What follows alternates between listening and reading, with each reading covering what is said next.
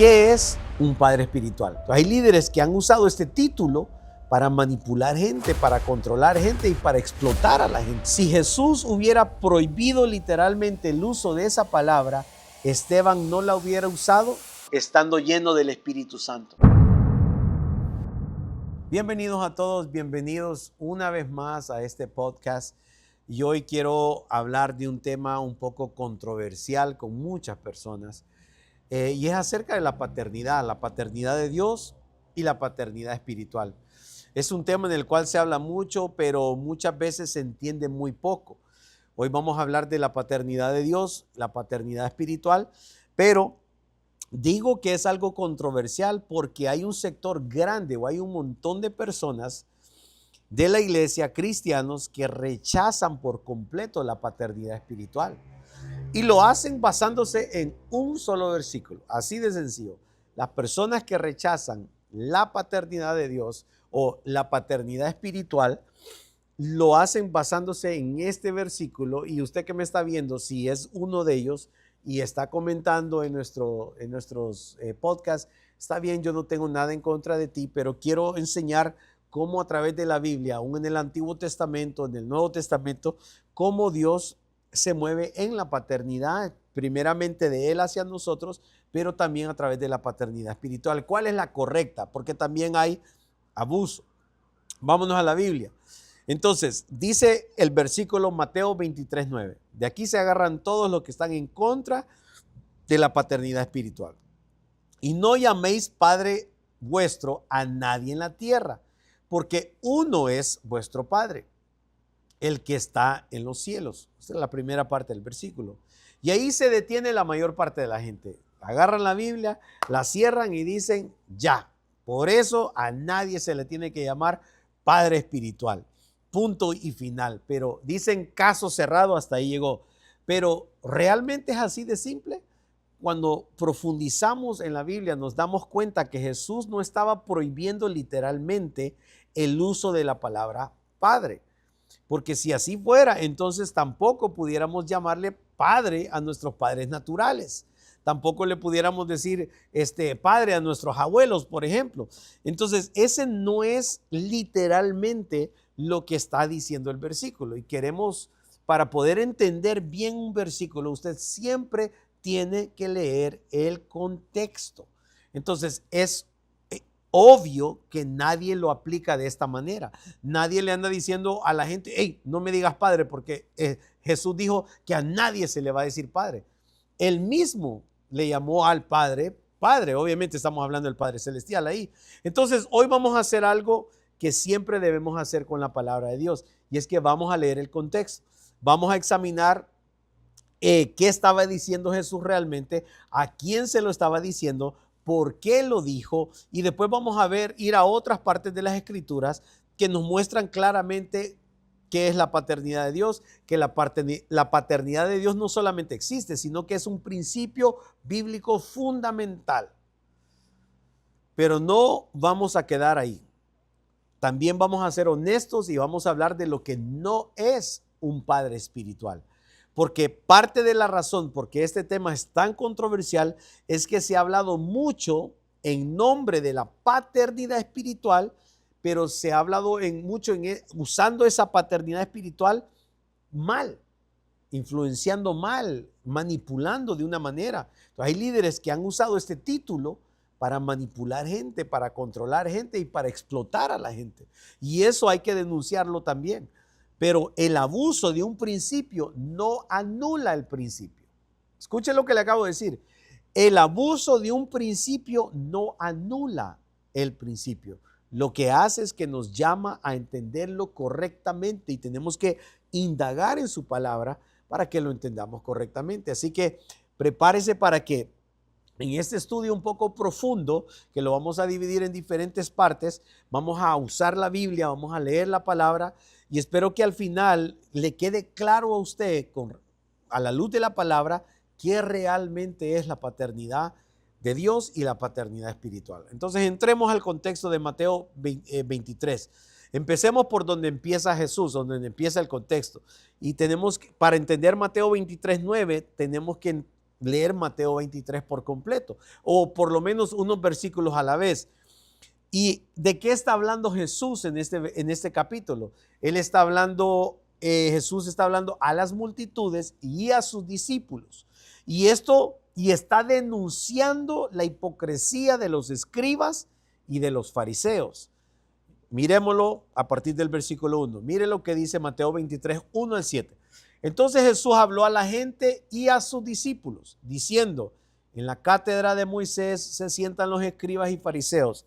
Así que todo lo que os digan guardéis, guardarlo y hacerlo. Mas no hagáis conforme a sus obras, porque dicen y no hacen, porque atan cargas pesadas y difíciles de llevar y las ponen sobre los hombros de los hombres, pero ellos ni con un dedo quieren moverlos o moverlas.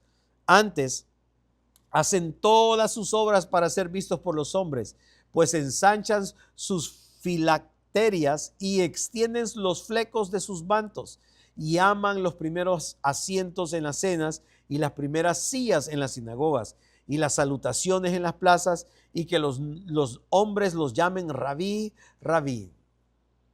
Al leer esto usted puede ver el patrón por donde va el contexto. Jesús no está hablando de títulos.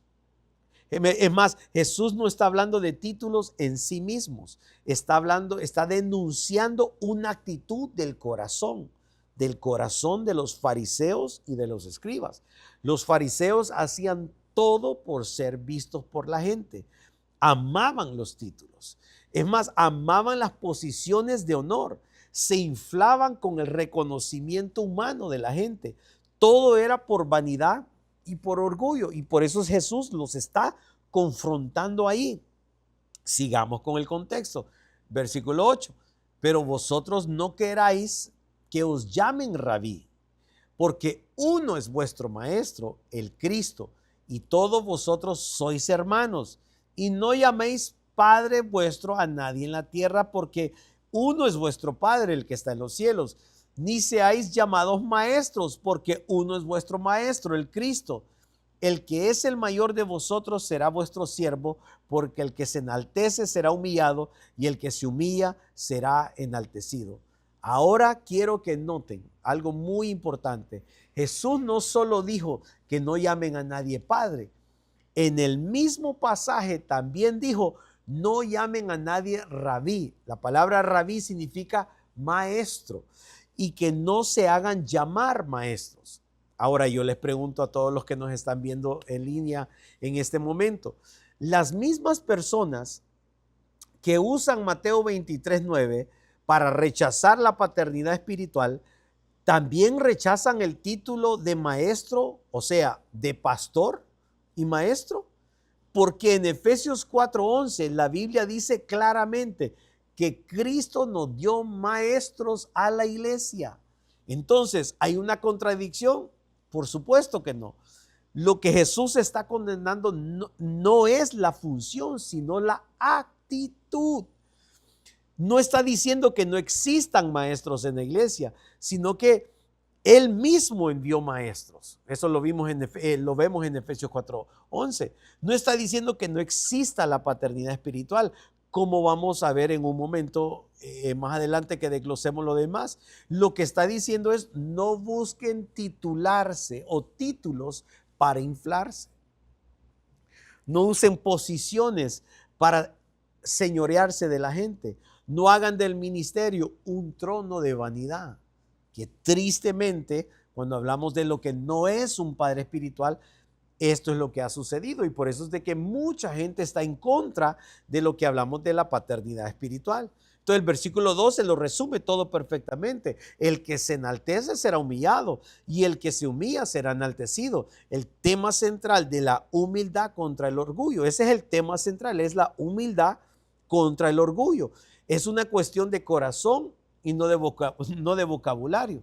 Entonces, ¿qué es la paternidad espiritual en la Biblia? Ahora que hemos entendido el contexto de Mateo 23, del 1 al 12, veamos en la Biblia si el concepto de paternidad espiritual existe en las Escrituras. Y la respuesta es sí, sí existe. Vámonos al Antiguo Testamento y empecemos con 2 de Reyes capítulo 2, cuando el profeta Elías es arrebatado al cielo, ¿qué fue lo que gritó Eliseo? Segunda de Reyes 2:12 dice, viéndolo Eliseo clamaba, Padre mío, carro de Israel y su gente de a caballo. Eliseo llamó a Elías Padre mío. ¿Por qué? Porque Elías no era su padre biológico, era su padre espiritual. Entonces era el hombre que lo había formado, era el hombre que lo había discipulado, era el hombre que había invertido en él su vida ministerial, era el que lo desarrolló en el profeta que pues terminó siendo. Entonces, y la Biblia no lo corrige por decir esto. No aparece una nota en los comentarios, esto está malo lo que dijo el profeta. Al contrario, esa relación de paternidad espiritual fue lo que produjo en Eliseo la doble porción. Entonces, y no solo Eliseo, en Segunda de Reyes 2:13 al 14 dice, cuando Eliseo estaba enfermo de muerte, el rey Joás fue a verlo y ¿qué le dijo? Segunda de Reyes 13:14 dice, estaba Eliseo enfermo de la enfermedad de que murió y descendió a él Joás, rey de Israel, y llorando delante de él dijo, Padre mío, carro de Israel y su gente de a caballo. Las mismas palabras que Eliseo dijo a Elías, ahora el rey Joás se los estaba diciendo a Eliseo. El patrón se repite. La paternidad no es una invención moderna, no es un invento.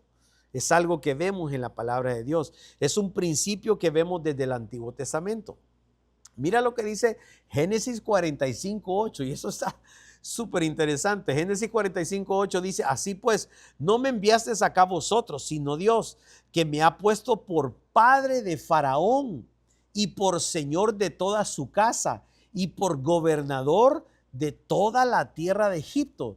¿Sabe quién está hablando ahí? José.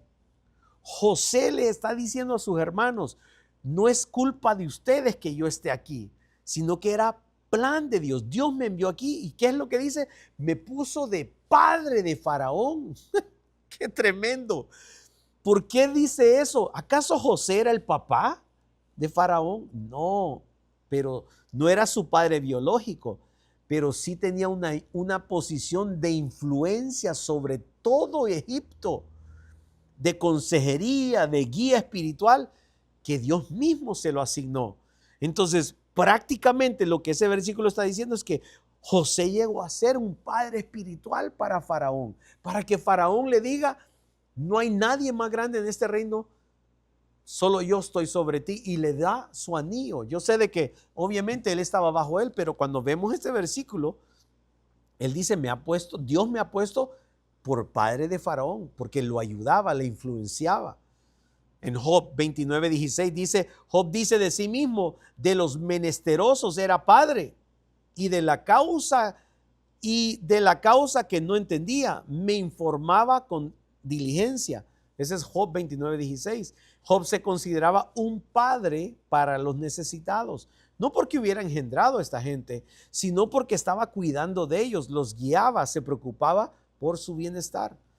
Ahora en el Nuevo Testamento también encontramos muchos ejemplos. En 1 Corintios 4:14 al 15 dice, no escribo esto para avergonzarlos, sino para amonestarlos como a hijos amados, porque aunque tenéis 10,000 años en Cristo, o sea, maestros, no tendréis muchos padres, pues en Cristo Jesús yo os engendré por medio del Evangelio. Presten mucha atención a lo que Pablo les está diciendo. Les dice, yo los engendré por medio del Evangelio. Pablo se está declarando el padre espiritual de la iglesia de los Corintios. Y no solo eso, hace una distinción importante. Dice, pueden tener 10,000 maestros, 10,000 ayos, instructores, tutores. Eso es lo que significa la palabra ayos, pero no muchos padres. ¿Cuál es la diferencia entonces entre un maestro, un instructor, un tutor y un padre? Es que un instructor te da información, pero un padre te da formación completamente diferente. Entonces, un instructor te enseña la lección, pero un padre te modela la vida. Ve que hay son dos cosas muy diferentes. Y esto es clave porque muchas personas confunden tener un maestro con tener un padre espiritual. Y no es lo mismo. Puedes tener muchos maestros, pero los padres espirituales son pocos. Son aquellos que te engendran en la fe, que se invierten en ti, que te forman, que te corrigen, que te levantan, que te empujan, que te están ahí ayudando a crecer. Eso es lo que hace un padre natural, ayuda a crecer a su hijo, le da comida, le da vestimenta, hablando en el ámbito físico, pero está ahí asegurándose de que su hijo crezca y pueda tener éxito. Un padre espiritual en el ámbito, ese es un padre natural, pero un padre espiritual no solamente informa, sino que forma a sus hijos para que puedan hacer las cosas mejor que él. Y Pablo no usó este lenguaje una sola vez. También le dijo a Timoteo en 1 Timoteo 1:2, a Timoteo, verdadero hijo en la fe, gracia, misericordia y paz de Dios nuestro Padre, de Cristo nuestro Señor Jesús. Le llama verdadero hijo en la fe. Lo mismo usó con Tito en Tito 1:4. A Tito, dice el versículo, verdadero hijo en la común fe. Gracia, misericordia y paz de Dios Padre y del Señor Jesucristo y nuestro Salvador. Y yo sé que muchos dirán, no, pero esa era una manera de abrir la carta. Esa era una manera de saludarse. No, porque cuando se refiere a Apolo como hermano, no como hijo. Cuando se refiere a otros, muchos, se refiere a ellos como hermanos, no como hijos. Entonces, que esto es tremendo. Con Onésimo, en la carta de Filemón 1:10, te ruego por mi hijo Onésimo, a quien engendré en mis prisiones. Mire, a quien engendró mientras estaba en la cárcel. Pablo estaba ocupado ganando almas para Cristo y levantando hijos espirituales. Pablo engendró espiritualmente a Onésimo mientras estaba preso. Eso es paternidad espiritual. Genera vida en otra persona a través del evangelio.